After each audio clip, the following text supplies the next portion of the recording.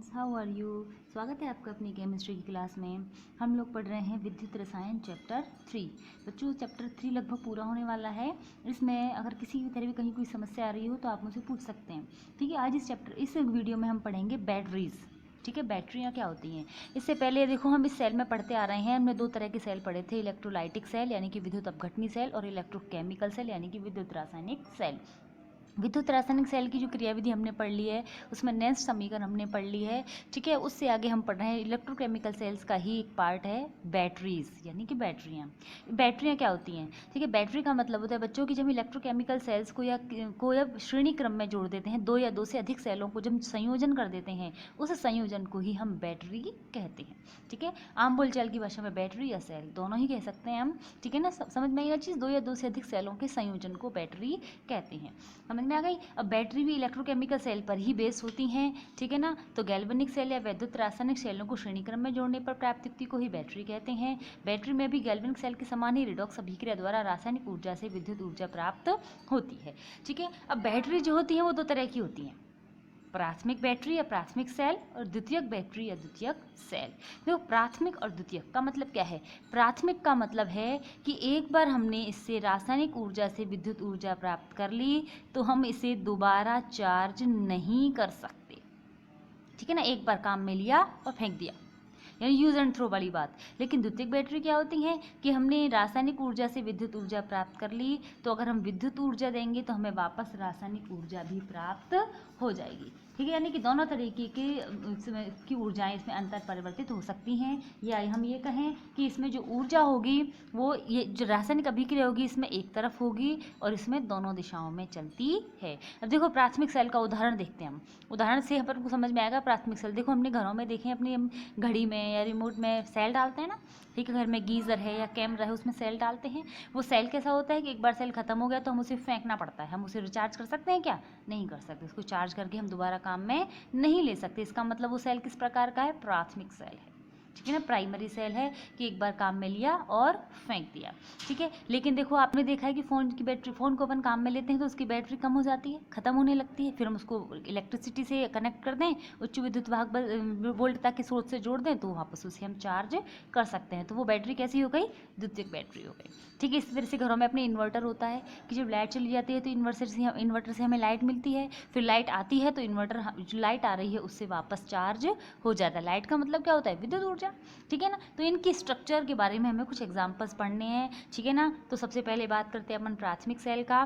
प्राथमिक सेल का मतलब क्या हो गया? वे सेल जिन्हें एक बार उपयोग में लेने के बाद पुनः चार्ज नहीं किया जा सकता है, और प्राथमिक सेल कहलाते हैं। इनमें होने वाली रासायनिक अभिक्रिया एक ही दिशा में संपन्न होती है, यानी हमें जो अपना अभिकारक थे उससे उत्पाद मिल गया, उत्पाद को वापस हम अभिकारक में परिवर्तित नहीं कर सकते। जैसे दो उदाहरण पढ़ने हैं हमें, शुष्क सेल यानी कि ड्राई सेल और मरकरी सेल यानी कि बटन सेल भी कहते हैं इनको। जो अपने देखा है, जो रिस्ट वॉच में छोटा सा सेल डलता है ना बटन जैसा, वो मरकरी सेल ही होता है। इन दोनों की स्ट्रक्चर हमें एक एक करके पढ़नी है।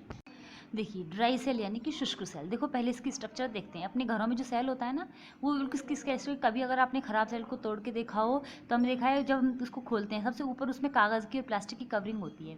वो कवरिंग या इसलिए होती है ताकि ये जो इसका पात्र होता है वो वातावरण के संपर्क में ना आए, क्योंकि वातावरण के संपर्क में आने से वो ख़राब हो जाता है। सबसे पहला ये जो कंटेनर होता है, जो सब सेल हमें दिखता है, जैसे ही हम उसके कवर को हटाते हैं तो हमें ग्रे कलर का एक पात्र सा दिखता है। ये पात्र होता है Zn का, जिंक का पात्र होता है। और ये जिंक का पात्र यहाँ एनोड का कार्य करता है। इसके बीचों बीच में होती है ग्रेफाइट की छड़। ये ग्रेफाइट की छड़ कैथोड का कार्य करती है। और इसको कनेक्ट करने के लिए इसके ऊपर एक धातु की टोपी, जिसे हम सील भी कहते हैं, पिच सील, वो लगी हुई होती है। ये कैथोड का कार्य कर रही है, धनात्मक है। इस कैथोड यानी कि ग्रेफाइट छड़ की चारों तरफ मलमल की थैली में MnO2 और कार्बन का पेस्ट भरा हुआ होता है। ठीक है, और इस कैथोड और इस एनोड के बीच में यहाँ विद्युत अपघट्य के रूप में भरा हुआ होता है NH4Cl और ZnCl2 का पेस्ट। ठीक है ना, ये हो गई इसकी स्ट्रक्चर। लेक्लांशी सेल पर आधारित है। Zn का पात्र एनोड के रूप में कार्य करता है और उसके मध्य ग्रेफाइट की छड़ होती है, वो कैथोड का कार्य करती है। ठीक है ना, ग्रेफाइट छड़ के ऊपर धातु की टोपी यानी कि पिच सील लगी होती है तथा छड़ की चारों ओर मलपिल की थैली में MnO2 का पेस्ट भरा हुआ होता है तथा Zn के पात्र में NH4Cl और Zn का पेस्ट भरा होता है जो विद्युत अपघट्य का कार्य करता है। क्लियर।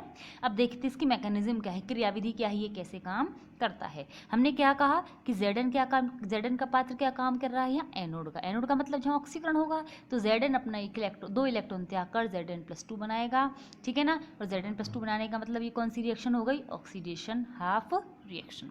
ये जो इलेक्ट्रॉन त्यागे जाएंगे कैथोड तक यानी ग्रेफाइट की छड़ तक पहुंचेंगे। ग्रेफाइट की छड़ तक पहुंचने से पहले NH4+ के संपर्क में आएंगे, MnO2 के संपर्क में आएंगे तो उनका अपचयन कर दिया जाएगा। देखो कैसे कि अमोनियम NH4Cl से हमें क्या मिले, अमोनियम आयन मिले। MnO2 भरा हुआ है, ये दो इलेक्ट्रॉन ग्रहण किए जाएंगे। सबसे पहले क्या होगा, ये दो इलेक्ट्रॉन वास्तव में NH4+ जो है वो ग्रहण करता है, ठीक है ना। देखो क्या होगा कि दो NH4+ आयंस दो इलेक्ट्रॉनों को ग्रहण करेंगे और बना लेंगे 2 NH4। अब NH4 कोई कंपाउंड नहीं है तो ये डिसोसिएट हो जाएगा 2 NH3 में और 2 निकल जाएंगे H एटम। अब H एटम का कोई अस्तित्व नहीं होता तो ये क्या करेगा, MnO2 से रिएक्शन करेगा। तो जब MnO2 से 2 H जुड़ेंगे 2 MnO2 से तो बनेगा Mn, एक तो डबल बॉन्ड O रह जाएगा और एक बन जाएगा MnOH। ये इसका चयन हो गया, ठीक है ना। तो देखिए ये बन गया 2 NH4+ plus 2 MnO2 plus 2 electron is equal to 2 NH3 plus 2 MnOH और ये हो गई RHR यानी कि रिडक्शन हाफ रिएक्शन। और यहाँ ये जो अमोनिया निकली है ये अमोनिया Zn+2 के साथ मिलकर संकुल आयन का निर्माण कर लेती है। संकुल आयन आपको समझ में आते हैं बच्चों। तो इस प्रकार बनी NH3 गैस Zn+ के साथ संकर आयन यानी कि ZnNH3 का निर्माण करती है।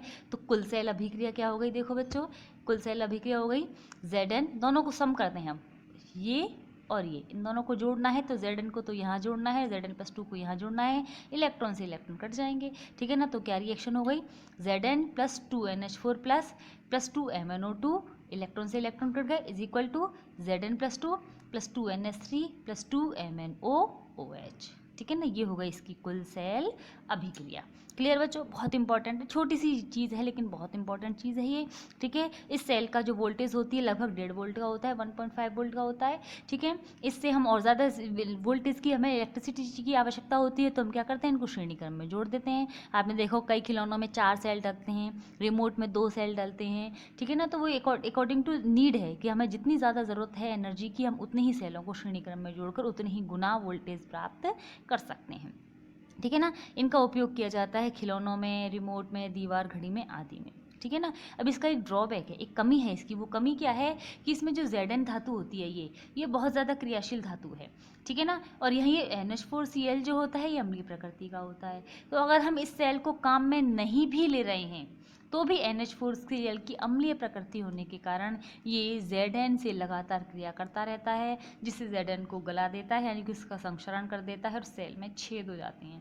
और अगर आपने ध्यान दिया हो, कभी देखा हो कि जब सेल खराब हो जाता है तो उसमें से पानी पानी सा निकलने लगता है, ठीक है ना। तो वो खराब होने के या संक्षरण की प्रकृति को प्रदर्शित करता है। तो ये इसका दोष हो गया कि NH4Cl की अम्लीय प्रकृति के कारण सेल की Zn की दीवार संक्षारित होती रहती है जिससे सेल में छेद हो जाते हैं। समझ में आ गई चीज़। ये था क्या, ड्राई सेल, ठीक है। अब हम पढ़ते हैं मरकरी सेल, ठीक है। मरकरी सेल जिसे अपन बटन सेल भी कहते हैं, ठीक है, जो अपनी रिस्ट वॉच में होता है ना, कलाई घड़ी में होता है, बटन जैसा होता है बिल्कुल, ये बिल्कुल वैसा ही इसमें भी Zn का पात्र होता है, ठीक है, जो एनोड का काम करता है।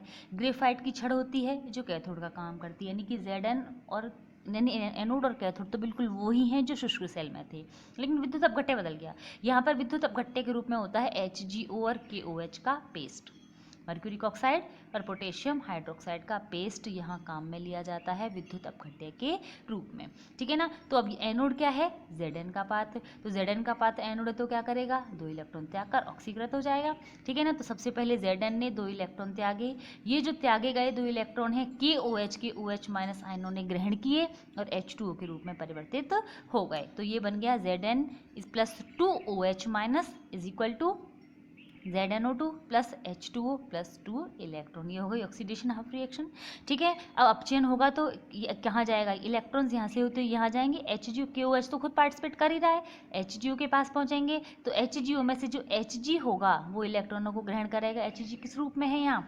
HgO का मतलब क्या हुआ, HgO का मतलब हुआ Hg+2 और O-2, ठीक है ना। तो Zn ने जो 2 इलेक्ट्रॉन त्यागे थे, 2 इलेक्ट्रॉन इस तरह से त्यागे थे, HgO क्या करेगा, HgO का मतलब Hg+2 हो गया, ये इन 2 इलेक्ट्रॉनों को ग्रहण करके Hg में अपचयित हो जाएगा, ठीक है ना। तो कैथोड पर क्या हो गया, HgO plus H2O plus 2 electron, जो दो चीज़ें निकली थी, तो ये Hg में अपचयित हो गया, 2 OH- वापस निकल गए जो काम में आए थे, ठीक है। विद्युत अपघट्य के रूप में था, उत्प्रेरक के रूप में था, और ये हो गई RH, R यानी कि रिडक्शन हाफ रिएक्शन। अब दोनों को जोड़ दें तो आ जाएगी संपूर्ण अभिक्रिया। OH- से OH- क्रॉस हो गए, 2 इलेक्ट्रॉन से 2 इलेक्ट्रॉन क्रॉस हो गए, H2O से H2O क्रॉस हो गए, क्या बचा, Zn plus HgO is equal to ZnO plus Hg। ये हो गई संपूर्ण सेल अभिक्रिया। और इसका विद्युत वाहक बल भी 1.35 वोल्ट होता है।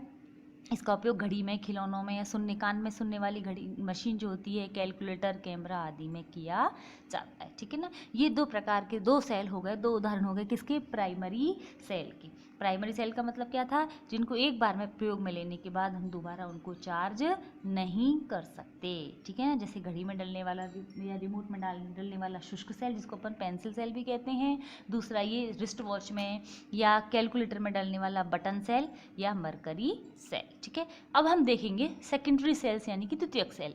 देखिए द्वितीयक सेल क्या था, मैंने आपको बताया था, जिनमें रासायनिक ऊर्जा को विद्युत ऊर्जा में और पुनः विद्युत ऊर्जा को रासायनिक ऊर्जा में बदला जा सकता है, उन्हें हम द्वितीयक सेल कहते हैं, ठीक है। इन सेलों में रासायनिक अभिक्रिया दोनों दिशाओं में संपन्न होती है। इसका मतलब क्या हुआ कि अगर सेल को हम एक बार प्रयोग में ले लेते हैं तो इसे पुनः चार्ज यानी कि आवेशित किया जा सकता है, ठीक है। जैसे सीसा संचायक सेल, 2 उदाहरण पढ़ने इसमें हमें। सीसा संचायक सेल, लेड क्यूमुलेटिव सेल, जो इन्वर्टर है, अपनी घरों में पाया जाता है ना इन्वर्टर, या गाड़ियों में पाई जाने वाली बैटरी जो होती है, मोटर व्हीकल्स में जो बैटरी लगती है ना, वो यही होती है। और nickel cadmium cell, nickel cadmium cell वो होता है, वो बैटरी होती है जो मोबाइल फ़ोन में यूज़ होती है या पेजर में यूज़ होती है, जो बैटरी के रूप में यूज़ करते हैं ना अपन, उसको चार्ज भी कर लेते हैं, वो निकिल कैडमियम सेल होता है। इन दोनों की स्ट्रक्चर को एक एक करके पढ़ते हैं, देखते हैं। सबसे पहले देखते हैं अपन सीसा संचायक सेल, जो अपनी बैटरी है या इन्वर्टर है ना अपने घर में या गाड़ियों में जो बैटरी होती है वो, ठीक है। बहुत सिंपल स्ट्रक्चर, बहुत अच्छी स्ट्रक्चर, सिंपल सी। देखिए एक पात्र है ये, ठीक है, जैसे अपने घरों में ये पात्र होता है, लोहे का होता है, ठीक है ना। इस पात्र में भरा हुआ होता है H2SO4, तनु H2SO4 भरा होता है, जो लगभग 38% होता है। 38% का मतलब होता है इसका घनत्व होता है 1.30 ग्राम पर सेंटीमीटर क्यूब, है ना, यानी पर ml। इस घनत्व का तनु H2SO4 इसमें भरा हुआ होता है। इस H2SO4 में डूबी रहती हैं PbSb जालियाँ, लेड और एंटीमनी की मिश्र धातु की जालियां इस H2SO4 में डूबी हुई रहती हैं। इनमें से आधी जालियों में तो भरा हुआ होता है स्पंजी लेड, यानी Pb है, केवल स्पंजी इसके पृष्ठ क्षेत्रफल को बढ़ाने के लिए किया है, और बाकी आधी जालियों में भरा हुआ होता है PbO2। PbO2 को हम लिथार्ज भी कहते हैं, व्यापारिक नाम इसका लिथार्ज है, ठीक है ना। आधी जालियों में देखो, जैसे मैंने ये ब्लू कलर की जो जालियां हैं इनको दिखाया है स्पंजी लेड से, और ये जो ऑरेंज कलर की जालियां हैं इनको मैंने दिखाया है PbO2 से, यानी कि इनमें PbO2 भरा हुआ है, ठीक है ना। इनमें जो स्पंजी लेड है इसकी जो जालियां हैं वो तो काम करेंगी एनोड का, ठीक है ना, और यहाँ PbO2 की जो जालियां हैं वो काम करेंगी कैथोड का। जो बहुत ही इजी तरीका है इसको याद रखने का भी कि कौन एनोड का काम करेगी। देखिए स्पंजी लेड का मतलब Pb कौन सी ऑक्सीकरण अवस्था में है, 0 अवस्था में, और PbO2 का मतलब क्या हुआ, Pb कौन सी अवस्था में है, +4 अवस्था में, ठीक है ना। Pb एक धातु है, धातु होने का मतलब इसकी ऑक्सीकरण अवस्था धनात्मक तो हो सकती है, ऋणात्मक नहीं हो सकती। और यहाँ ये किस ऑक्सीकरण अवस्था में है, 0 ऑक्सीकरण अवस्था में। तो अगर इसकी ऑक्सीकरण अवस्था बदलेगी तो धनात्मक की ओर ही जा सकती है, ऋणात्मक की ओर नहीं जा सकती, यानी इसका क्या होगा, ऑक्सीकरण ही होगा। और ऑक्सीकरण होगा तो ये क्या बना लेगा, एनोड बना लेगा। अब ये जब +4 में है, Pb की ऑक्सीकरण अवस्था या तो +2 होती है या +4 होती है। अब ये +4 में तो पहले से ही है तो इससे ज़्यादा तो जा नहीं सकता, तो इसको कम होना पड़ेगा, यानी इसका क्या हो गया, अपचयन। अपचयन होगा तो ये क्या काम करेगा, कैथोड का कार्य करेगा। अगर यही आपको याद हो जाता है तो अपने आप समझ में आ जाएगा PbO2 तो कैथोड का ही कार्य करेगा, ठीक है। ये इसकी स्ट्रक्चर हुई। इन सेलों में एक पात्र में PbSb जालियां तनु H2SO4 38% में डूबी होती हैं। इस H2SO का घनत्व 1.30 ग्राम पर सेंटीमीटर होता है, ठीक है। इन जालियों में से आधी जालियों में स्पंजी पीबी भरा हुआ होता है जो एनोड का कार्य करता है, और शेष आधी जालियों में लिथार्ज यानी कि PbO2 भरा होता है जो कैथोड का कार्य करता है। ये इसकी स्ट्रक्चर हो गई, समझ में आ गई बच्चों। अब देखते हैं इसकी क्रियाविधि को। देखिए क्रियाविधि, सबसे पहले एनोड पर, ये आप याद रखना बच्चों, बार बार बता रही हूँ मैं कि विद्युत रासायनिक सेल हमेशा स्पॉन्टेनियस यानी कि स्वतः परिवर्तित होते हैं। तो स्वतः परिवर्तित होते हैं तो पहले हमेशा एनोड पर ऑक्सीकरण होगा, उसके बाद ही कैथोड पर अपचयन होगा। तो एनोड पर कौन था? पीबी का ऑक्सीकरण हो गया Pb+2 में, तो इलेक्ट्रॉन त्याग दिए गए। और ये Pb+2 किसके संपर्क में आएंगे? फिर H2S4 में डूबे हुए हैं, तो H2S4 में से सल्फेट आयन तो इसके साथ ही PbS4 बना लेंगे और 2 H+ आयन मुक्त हो जाएंगे। तो कुल एनोड पर होने वाली ऑक्सीडेशन हाफ रिएक्शन क्या हो गई? Pb plus H2SO4 is equal to PbSO4 plus 2H+। ठीक है ना, क्लियर ये चीज़। अब देखो कैथोड पर क्या होगा। कैथोड पर क्या होगा कि कैथोड पर कौन था? PbO2। PbO2 क्या करेगा? यहाँ जो इलेक्ट्रॉन त्यागे गए हैं इन इलेक्ट्रॉनों को ग्रहण करेगा और 4 H+ आयन चाहिए उसको H2SO4 से मिल जाएंगे, और वहाँ से ये Pb+2 में और H2O में अपचयित हो जाता है। और ये Pb+2 भी फिर किस संपर्क में आएगा? H2SO4 के संपर्क में ही आएगा, और जब H2SO4 के संपर्क में आएगा तो ये यहाँ से भी PbSO4 का निर्माण कर लेगा। तो टोटल रिएक्शन क्या हो गई? Pb से Pb कट कैंसिल हो गया, ठीक है ना। क्या बचा? PbO2 plus SO4-2 plus 4H plus 2 electron is equal to PbSO4 plus 2H2। ये हो गई रिडक्शन हाफ रिएक्शन। यहाँ इलेक्ट्रॉन ग्रहण किए जा रहे हैं, यहाँ इलेक्ट्रॉन त्यागे जा रहे थे, ठीक है ना, क्लियर हो गई। यहाँ पर एक चीज़ रह गई, ये 2 इलेक्ट्रॉन्स और आएंगे बच्चों, है ना, ये 2 इलेक्ट्रॉन्स त्यागे गए वो तो यहाँ ग्रहण किए गए हैं। तो इन दोनों को सम करें, जोड़ें हम, तो संपूर्ण सेल अभिक्रिया क्या आएगी? Pb प्लस PbO2 प्लस एक H2SO4 यहाँ काम में आया है, एक SO4 तो ये रहा, लेकिन 4 H+ ये रहे, 2 H+ यहाँ से रिमूव हो गए तो कुल 2 H2SO4 हो जाते हैं, इज इक्वल टू एक PbSO4 यहाँ बन रहा है, एक PbSO4 यहाँ बन रहा है, ये काम में आ गया, और 2 H2O निकल रहे हैं। तो कुल सेल अभिक्रिया ये हो गई, ठीक है ना बच्चों। दोनों की विशेष बात यहाँ ये है कि जब भी एनोड और कैथोड पर ऑक्सीकरण और अपचयन हो रहा है तो दोनों ही यानी कि Pb और PbO2 दोनों ही PbSO4 में ऑक्सीकृत या अपचयित हो रहे हैं। यानी कि जितनी भी जालियाँ होंगी Pb या Sb की, जितनी भी जालियाँ होंगी, चाहे उनमें Pb भरा हुआ था चाहे उनमें PbO2 भरा हुआ था, सब में अब क्या भर जाएगा? PbSO4 भर जाएगा, ठीक है। और जैसे जैसे अभिक्रिया होती जाएगी वैसे सेल काम करता जाएगा, सेल काम करता जाएगा तो क्या होगा? उसका निरावेशन होता चला जाएगा। अब चूंकि इसमें क्या बन रहा है? H2O बन रहा है, तो H2SO4 कैसा हो जाएगा? तनु हो जाएगा। तनु होगा तो H2SO4 का घनत्व घटने लगेगा। तो जब सेल में H2SO4 का घनत्व घटकर 1.20 ग्राम पर सेंटीमीटर क्यूब हो जाता है तो सेल को चार्ज करने की आवश्यकता होती है।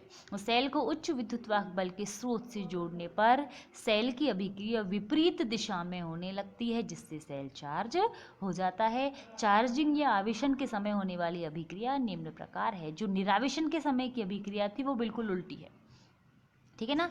देखो यहाँ 2PbSO4 प्लस 2H2 था उत्पाद में, ये अभिकारक में आ गया, और यही जो अभिकारक में थे ये सभी उत्पाद में आ गए। यानी कि जब सेल अपने आप काम कर रहा होगा तो हम कहेंगे वो डिस्चार्जिंग की तरफ है, और जब हम उसे चार्ज कर रहे होंगे, आवेशन कर रहे हैं, तो अभिक्रिया में इस प्रकार की अभिक्रिया होती है सेल में, ठीक है ना। हम इसको ऐसे भी कर सकते हैं कि इसी में हम उत्क्रमणीय का निशान लगा दें इस तरीके से, ठीक है ना। ऊपर तो लिख दिया निरावेशन और नीचे यहाँ पर हम लिख दें आवेशन, ठीक है ना, ऐसे भी लिख सकते हैं। तो ये हो गई इसकी क्रियाविधि, ठीक है ना। इस सेल में, एक सेल से हम लगभग 2 वोल्ट की धारा प्राप्त कर सकते हैं, और हम चाहें तो इनको उच्च वोल्टता की धारा चाहिए अगर हमें, तो हम क्या करें, इनको श्रेणी क्रम में जोड़ते जाएं और हम इनसे उच्च वोल्टता की विद्युत धारा भी प्राप्त कर सकते हैं। सबसे बड़ी बात होती है कि इनकी दक्षता लगभग 80% होती है, ठीक है, यानी इनमें वेस्टेज नहीं जाता, लगभग 80% हमें उत्पाद प्राप्त हो जाता है या एनर्जी कन्वर्जन हो जाता है। लेकिन एक दोष है इसका, इन सेलों का भी एक दोष है, जैसे ड्राई सेल का दोष है, इस सेल का भी दोष है सल्फेटीकरण। अभी सल्फेटीकरण क्या होता है? सल्फेटीकरण हमने ये देखा था कि जो ये सेल होता है इसमें Pb भी PbSO4 में परिवर्तित होता है, और PbO2 जो होता है वो भी PbSO4 में परिवर्तित होता है। तो दोनों जितनी भी PbSb जालियाँ हैं सब में PbSO4 जमा हो जाएगा जब चार्ज करते हैं, ठीक है ना। हमने देखा है यहाँ कि जब हम चार्ज करते हैं तो PbSO4 परिवर्तित होता है Pb में और PbO2 में, ठीक है। लेकिन होता क्या है कि जब चार्ज करते हैं तो सभी PbSb जालियों में जो PbSO4 एकत्रित हो गया था वो पूर्ण रूप से Pb में और PbO2 में परिवर्तित परिवर्तित नहीं हो पाता और सेल में जमा हुआ ही रह जाता है। तो जब सेल में जमा हुआ रह जाएगा तो सेल के प्रतिरोध को बढ़ाएगा और सेल के प्रतिरोध को बढ़ाएगा तो सेल की क्रियाशीलता लगातार कम हो जाती है। इस प्रकार पीबीएसबी जालियों में PbSO4 जमने के कारण इन सेलों की क्रियाशीलता का कम होना ही सल्फेटीकरण कहलाता है। ठीक है ना। अब दूसरा उदाहरण देखते हैं हम nickel cadmium cell. Nickel cadmium cell छोटा सा है, इसी साल बोर्ड में एग्जाम में पूछा गया था कि निकल कैडमियम सेल में एनोड पर होने वाली रासायनिक अभिक्रिया लिखो। 1 नंबर का क्वेश्चन था और केवल हमें ये एक रिएक्शन लिखनी थी और कुछ नहीं था। निकल कैडमियम सेल क्या होता है, जो मोबाइल्स में और इनमें पाया जाता है ना, अपन के मोबाइल फोन्स में या पेजर्स में जो बैटरी के रूप में यूज़ किया जाता है वो यही होता है। इसमें क्या होता है, कैडमियम का तो एनोड लिया जाता है और NiO2 का कैथोड लिया जाता है और विद्युत अपघट्य के रूप में KOH काम करता है। ठीक है ना। इसकी वोल्टता लगभग 1.4 वोल्ट होती है। समझ में आ गई ना। इनका उपयोग किया जाता है फोन, पेजर, मोबाइल फोन आदि में रासायनिक अभिक्रिया क्या होती है, एनोड क्या करेगा, ऑक्सीकरण करेगा तो CD परिवर्तित होगा CD+2 में। ठीक है, बिल्कुल मरकरी सेल की तरह है जो विद्युत अपघट्य के रूप में KOH है, उसके OH आयंस जो है CD+2 के साथ CdOH- के रूप में जुड़ जाएंगे। ठीक है ना। 2 इलेक्ट्रॉन त्याग दिए जाएंगे, हो गई ऑक्सीडेशन हाफ रिएक्शन, ऑक्सीकरण अभिक्रिया। अब अपचयन किसका होगा, NiO2 का अपचयन होगा। NiO2 का अपचयन होगा तो यहाँ ये जो 2 इलेक्ट्रॉन है ये यहाँ ग्रहण किए जाएंगे और ये बदल जाएगा NiOH होल ट्वाइस में। ठीक है ना। तो यहाँ हम NiO2 की जगह इसको NiOH होल थ्राइस भी लिख सकते हैं, क्योंकि जब QH से रिएक्शन करता है ना तो इस रूप में भी परिवर्तित हो जाता है। तो इसका अपचयन हो जाएगा किस रूप में, NiOH2 के रूप में। तो जब हम ऐसे लिखेंगे तो हमें H2 लिखने की जरूरत नहीं होगी, हम इसको फिर ऐसे भी लिख सकते हैं इस तरीके से। यहाँ से 2 निकलेंगे तो 2 NiOH होल ट्वाइस बनेंगे और 2 OH- यहाँ रिलीज हो जाएंगे। ठीक है ना। ऐसे भी लिख सकते हैं, दोनों ही चीज़ें एक थी, चाहे इस तरीके से लिखें चाहे इस तरीके से लिखें। ठीक है ना। तो ओवरऑल रिएक्शन क्या हुई, 2 इलेक्ट्रॉन से 2 इलेक्ट्रॉन क्रॉस हो जाएंगे, यहाँ H2 2 OH- से 2 OH- क्रॉस हो जाएंगे। ठीक है ना। बचेगा क्या, CD + NiO2 + H2O = CdOH whole twice NiOH whole twice. ठीक है। ये हम इसको ऐसे भी लिख सकते हैं कि CD + 2 NiOH whole thrice = CdOH whole twice. ठीक है, प्लस 2 NiOH होल ट्वाइस। इस तरीके से भी लिख सकते हैं। NCR यानी संपूर्ण सेल अभिक्रिया को इस तरीके से भी लिखा जा सकता है। ठीक है, ये हो गए छोटे से निकल कैडमियम सेल। इस तरीके से अपने हो गए प्राथमिक सेल और द्वितीयक सेल। अब एक सेल और पढ़ना है हमें जो प्राथमिक और द्वितीयक में नहीं आता लेकिन डिफरेंट है, लेकिन बहुत इंपॉर्टेंट सेल है, जिसे कहते हैं हम फ्यूल सेल यानी कि ईंधन सेल। फ्यूल सेल यानी कि ईंधन। ईंधन का मतलब क्या होता है, ईंधन का मतलब हम सामान्य रूप से कहते हैं कि किसी भी ईंधन के जलने से हमें ऊर्जा प्राप्त होती है, और जलना रासायनिक रूप में क्या कहा जाता है, ऑक्सीकरण। ठीक है, यानी हम कहेंगे किसी की ईंधन के ऑक्सीकरण से जो ऊर्जा प्राप्त होती है, ठीक है ना, या किसी पदार्थ के ऑक्सीकरण से अगर हमें ऊर्जा प्राप्त होती है उसे हम ईंधन कहते हैं। यह ईंधन सेल, ये सेल हम क्यों काम में ले रहे हैं, विद्युत ऊर्जा प्राप्त करने के लिए। तो अगर किसी रासायनिक पदार्थ के ऑक्सीकरण से हमें विद्युत ऊर्जा प्राप्त हो तो उसे हम ईंधन सेल कहते हैं। ठीक है ना। तो वे सेल जिनमें ईंधन की ऊर्जा को विद्युत ऊर्जा में परिवर्तित किया जाता है ईंधन सेल कहलाते हैं। हमें एक उदाहरण पढ़ना है यहाँ पर, H2O2 ईंधन सेल। यानी ईंधन के रूप में क्या लिया है हमने, H2। O2 तो क्या करेगी, ऑक्सीकरण का काम करेगी, तो ईंधन के रूप में हमने क्या लिया है यहाँ पर, H2 गैस। ठीक है ना। देखो इसकी स्ट्रक्चर को देखते हैं, बहुत सिंपल स्ट्रक्चर होती है। ये एक सेल है, इस सेल को हमने यहाँ 3 प्रभागों में बांट दिया है। और प्रभागों में बांटने के लिए हमने क्या किया है, टाइटेनियम या कार्बन की यानी कि चारकोल की यहाँ सरंध्र दीवार लगा दी है, जिससे ये जो डिब्बा है या ये जो पात्र है वो 3 भागों में बट गया। ठीक है ना। इनमें से बीच वाले भाग में तो हम भर देते हैं, ठीक है, तो बीच वाले प्रभाग में तो हम भर देते हैं तनु NaOH जो विद्युत अपघट्य कार्य करेगा। एक प्रभाग में हम भरेंगे हाइड्रोजन गैस और दूसरे प्रभाग में हम भरेंगे यहाँ पर O2 गैस। ठीक है, और यहाँ से ये एनोड और कैथोड का कार्य करेंगे। हाइड्रोजन गैस वाला प्रभाग तो काम करेगा एनोड का और O2 गैस वाला प्रभाग काम करेगा कैथोड का। ठीक है ना, क्योंकि हाइड्रोजन का तो ऑक्सीकरण होगा और ऑक्सीजन गैस का अपचयन होगा। ठीक है ना, तो देखो स्ट्रक्चर को, एक पात्र को टाइटेनियम या चारकोल यानी कोल की सरंध्र दीवार से 3 प्रभागों में विभाजित कर देते हैं। मध्य प्रभाग में तनु NaOH विद्युत अपघट्य कार्य करता है। बाह्य प्रभागों में से एक में हाइड्रोजन गैस और दूसरे में O2 गैस भर दी जाती है। ठीक है ना, अब इसकी क्रियाविधि क्या है देखते हैं। क्या होगा, एनोड पर क्या होगा, एनोड पर हाइड्रोजन गैस का होगा ऑक्सीकरण। ठीक है ना, तो हाइड्रोजन गैस का ऑक्सीकरण होगा तो ये क्या बनाएगी, H+ आयन बनाएगी और इलेक्ट्रॉन त्यागेगी।